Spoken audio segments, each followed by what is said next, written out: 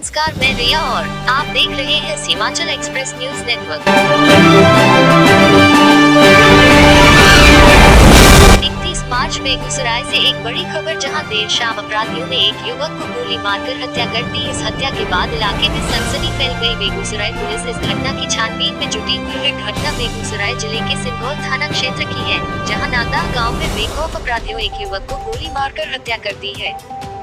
मृतक की पहचान नागदाह निवासी पुकारी महतो के पुत्र बंटी कुमार के रूप में की गई है। परिजनों ने बताया कि वह घर में भूंजा खा रहा था। उसी दरमियान भूंजा खाते खाते घर के चौखट पर आया, तभी दो बाइक पर सवार 4 अपराधियों ने ताबड़तोड़ फायरिंग शुरू कर दी, जिससे घायल होकर जमीन पर गिर पड़ा। गोली की आवाज सुनकर इकट्ठे हुए अपराधी हथियार लहराते हुए मौके से फरार हो गए। घटना के बाद परिजनों में कोहराम मचा हुआ है।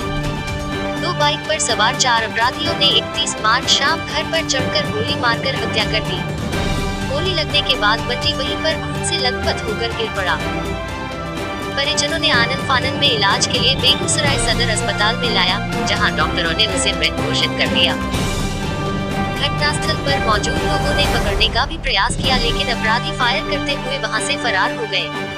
घटना की सूचना सिंघौल थाने की पुलिस को दी गई। मौके पर सिंघौल थाने की पुलिस पहुंच घटनास्थल से एक जिंदा कारतूस और एक खोखा भी बरामद किया गया। फिलहाल घटना से बौखलाई पुलिस ने अपराधियों की गिरफ्तारी के लिए लगातार छापेमारी में जुट गई है। पटना से अरविंद पासवान की रिपोर्ट।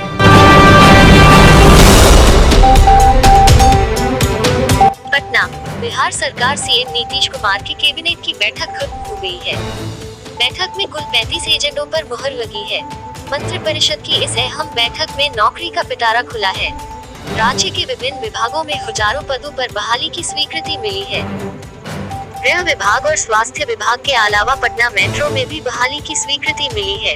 विभिन्न विभागों में लगभग 5800 से अधिक पदों को सृजित करने की स्वीकृति मिली है। आज 31 मार्च बुधवार को बिहार के मुख्यमंत्री नीतीश कुमार की अध्यक्षता में हुई मंत्रिपरिषद की इस अहम बैठक में कुल 35 एजेंडों पर मुहर लगी है।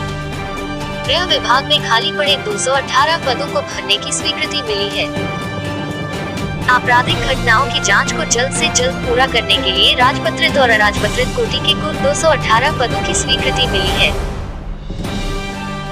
इसके अलावा पटना मेट्रो में 188 पदों को सृजित करने की स्वीकृति मिली है। इसके अलावा पशु एवं मत्स्य संसाधन विभाग में मत्स्य प्रसार पदाधिकारी के 264 पदों की स्वीकृति मिली है। इसके अलावा नगर विकास एवं आवास विभाग में 4503 पदों को सृजित करने की स्वीकृति मिली है। विधि विभाग में 39 पदों को भरा जाएगा। गौरतलब हो कि बुधवार को सुबह 11:30 बजे से ही देशरत्न मार्ग स्थित मुख्य सचिवालय में कैबिनेट की बैठक बुलाई गई थी। बिहार में 1 अप्रैल यानी कल गुरुवार से बालू एक बार फिर महंगी हो जाएगी। राज्य सरकार ने बालू बंदोबस्ती की राशि 50% बढ़ाने का फैसला किया है। आज भी कैबिनेट की बैठक में 1 अप्रैल 2021 से लेकर 30 सितंबर 2021 तक के लिए बंदोबस्ती राशि 50% बढ़ाकर अवधि विस्तार करने की स्वीकृति दे दी गई है। बंदोबस्ती राशि में 50% का इजाफा किए जाने के बाद अब यह बात लगभग तय है कि सूबे में एक बार फिर से बालू की कीमतों में इजाफा होगा। बंदोबस्तधारी जब सरकार को ज्यादा पैसे देंगे तो इसका सीधा प्रभाव ग्राहकों पर पड़ेगा। बालू की कीमतों में वृद्धि होने से रियल एस्टेट सेक्टर से लेकर अन्य तरह के निर्माण कार्य में लागत मूल्य बढ़ेगी। अरविंद पासवान की रिपोर्ट।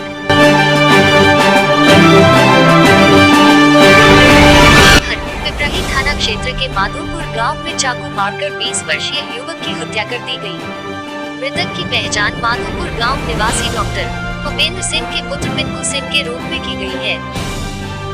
पिपराही थाना पुलिस ने त्वरित कार्रवाई करते हुए घटना में प्रयुक्त चाकू के साथ गांव के ही भब्बू ठाकुर को गिरफ्तार कर लिया है, जिससे पूछताछ जारी है। घटना की बाबत पिंकू सिंह के पिता डॉक्टर उपेंद्र सिंह के बयान पर पिपराही थाने में 5 के खिलाफ हत्या की प्राथमिकी दर्ज की गई है।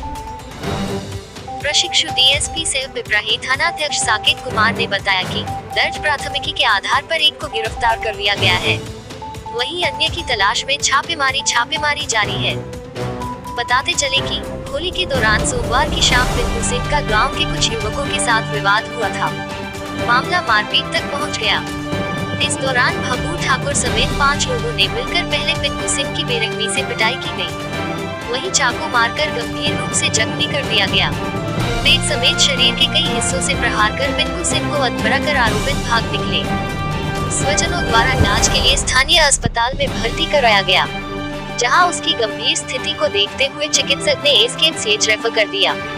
स्वजनों द्वारा पिंकू सिंह को मुजफ्फरपुर ले जाया गया, जहां मंगलवार की रात इलाज के दौरान उसकी मौत हो गई। बुधवार की सुबह हत्या की खबर मिलते ही स्वजनों में कोहराम मच गया। वहीं गांव में तनाव की स्थिति है। स्वजन समेत ग्रामीण मुजफ्फरपुर से शव लाए जाने का इंतजार कर रहे हैं, जबकि पिंकू सिंह की मौत की खबर के बाद हत्यारे फरार हो गए हैं। उनकी तलाश में पुलिस की टीमें लगातार छापेमारी कर रही है। अरविंद पासवान की रिपोर्ट।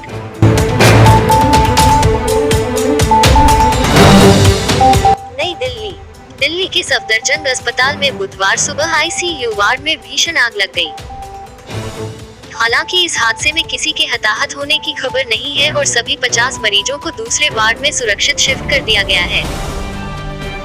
प्राप्त जानकारी के अनुसार यह आग सुबह 6:35 बजे प्रथम तल पर स्थित आईसीयू वार्ड में लगी, जिसकी सूचना तुरंत दमकल विभाग को दी गई।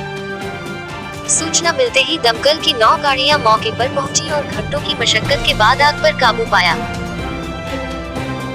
अस्पताल की ओर से जानकारी मिल रही है कि जिस वक्त आग लगी उस वक्त आईसीयू वार्ड में लगभग 50 मरीज थे, जिन्हें अस्पताल के स्टाफ की मदद से निकालकर दूसरे वार्ड में शिफ्ट किया गया।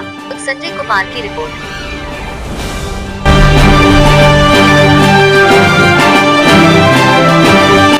चुनाव आयोग ने पश्चिम बंगाल में विधानसभा चुनाव के दूसरे चरण की पूर्व संध्या पर हल्दिया के उपमंडलीय पुलिस अधिकारी और महिषादल थाने के क्षेत्राधिकारी को हटा दिया है।